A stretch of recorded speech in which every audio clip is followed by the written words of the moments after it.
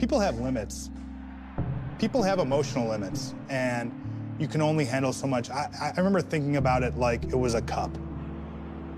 And you pour your emotion into this cup, and you can handle it when it's 80% full, and you can handle it even when it's 90% full. But if you can't just keep pouring.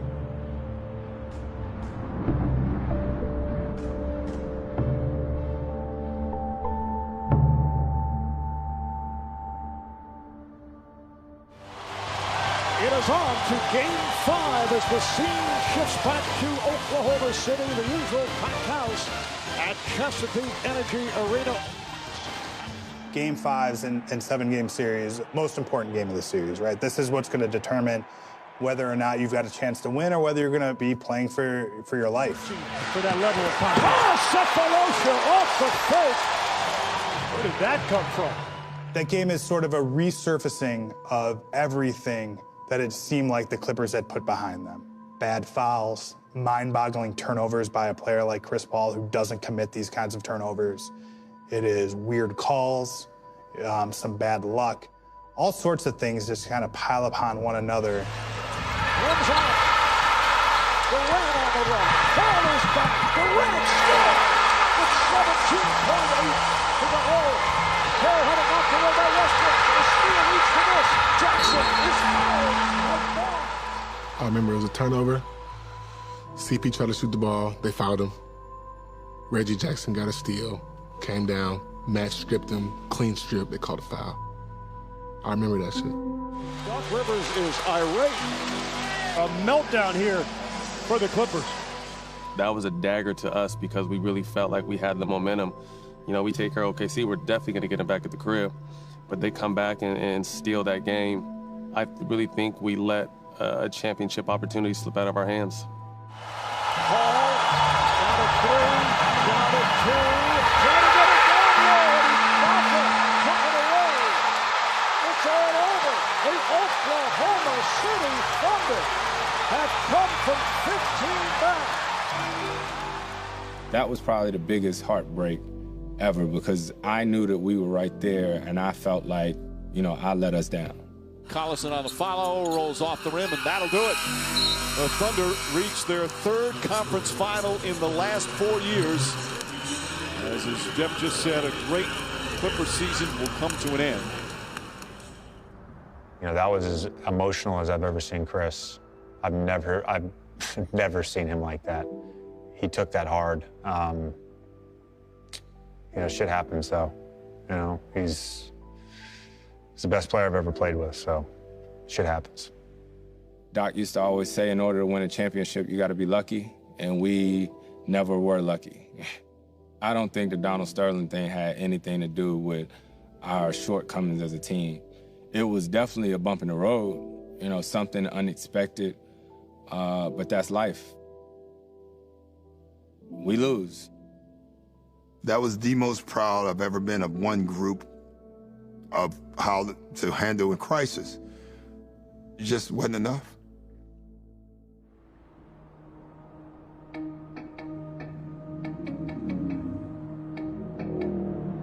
We stand behind our league and we stand behind what they've done, and whatever they do moving forward, you know, we all gonna have to move forward with it. The issue not going away as the NBA playoffs forge on without the Clippers, and the question looms, what happens if the Sterlings are not gone by fall when the next season starts? I don't know what really would have happened if we'd rolled into the season with Donald Sterling still in the ownership picture, but it couldn't be good. I accepted that Donald was litigious and that we would be caught up in litigation for years. I realized that I was putting all of that into the mix. Donald Sterling has been in litigation in the courthouse most of his adult life. He is a skilled and experienced litigator. Sterling could not win. There would have been massive boycotts by the players. There would have been massive boycotts by fans. You know, that's the kind of economic damage that could kill a league. So it was a curious matter. Sterling retained some attorneys, and they sued the NBA. But shortly after that, the whole thing went sideways because Shelly Sterling, Donald's wife, started a separate action. The future of the Clippers lies not only in the hands of Donald Sterling, but with his 79-year-old wife, Shelly, who owns half the team.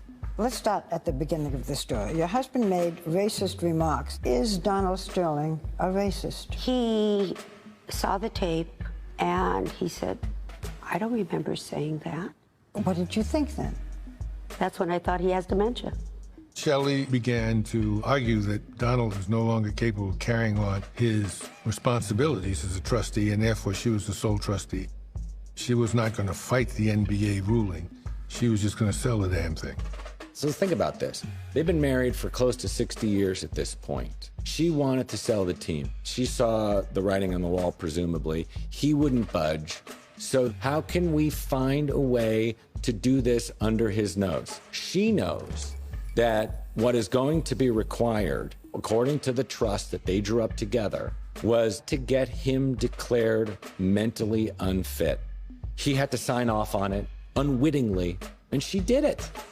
It seemed somehow fitting. The tawdriness of the Sterling years was brought down in this most tawdry of ways. Go Clippers!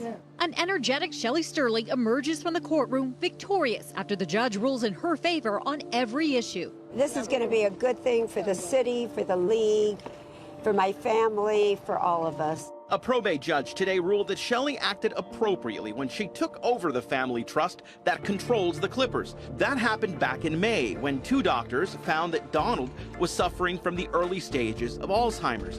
The judge also ruled that Shelley had the right to negotiate the sale of the team to billionaire Steve Ballmer. I can't hear you! A beyond energetic Steve Ballmer made quite the first impression on these Clippers fans and told them what they wanted to hear. These guys bust their butt for you one more time louder! Hope filled the stadium as fans heard talk of a new day and of leaving the Donald Sterling saga behind. I think it's really important to put the swiftness of Sterling's ouster in a kind of American context, right? There's a racism that we can live with in this country and a racism we cannot live with. The racism we can live with is the racism that we can't see. Income inequality, housing discrimination. Yeah. But the sort of antebellum quaintness of Donald Sterling's comments, right? I don't think the NBA wanted to be in a position where it was capable of being accused of the racism that you can live with a racism you can't. We caught an 80-year-old racist being 80-year-old racist. It was kind of like, we got him. We got one racist out of here. But don't you think, though, that if she hadn't made that recording? I think he'd still be owner of the Clippers.